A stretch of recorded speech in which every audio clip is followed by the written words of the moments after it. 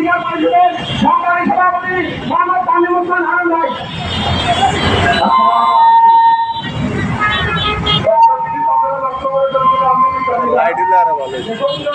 আমাদের মূল বাড়িতে হত্যা চেষ্টা করা হয়েছিল, তখন যদি আমাদের পুরানো উপদেষ্টা ইউনুস সাহেব যদি এই বিচারটা করা মনে করতো, তাহলে আজকে আমাদের এই হাজি ভাই জীবন দিতে হয় না।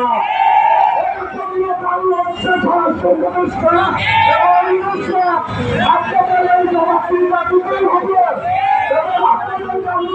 খুব ভালোভাবে বলতে চাই, আর যদি আপনাদের গতি আর থাকবে না।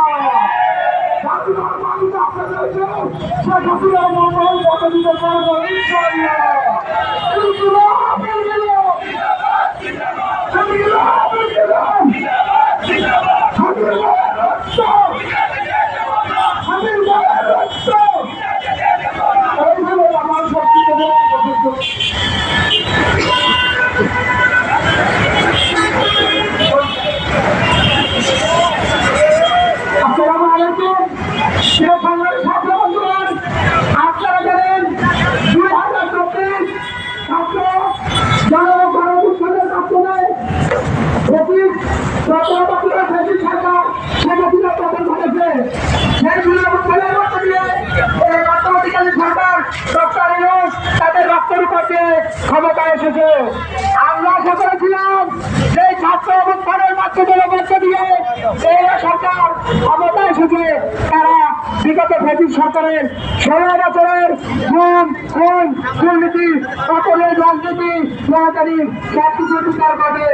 কিন্তু দুঃখের বিষয়, পরিত্যাগের বিষয়, অত্যন্ত ভারতবর্ষিতা নির্বাচন আমরা দেখেছি কি 2009 সালে দুনিয়ার দ্বিতীয় 3 কারণ হত্যাকাণ্ডের বিচার আমরা বিশ্বভাবে দেখতে পাইনি। 2013 সালে সাফিয়া চৌধুরী তার সঙ্গে হত্যাকাণ্ডের বিচার আমরা দেখতে পাইনি। 2018 সালে কোটা বিরোধী আন্দোলন, সেই আন্দোলনের অগ্রনায়ক আব্দুল ভাই যে আন্দোলন শুরু করছিল, সেই আন্দোলন যারা আত্মনিয়োগ করেছিল তাদের বিচার আমরা দেখতে পাইনি। 2021 সালে মৌলবাদ বিরোধী আন্দোলনে যে অত্যাচার শুরু করা হয়েছে সেই বিচার আমরা পাইনি।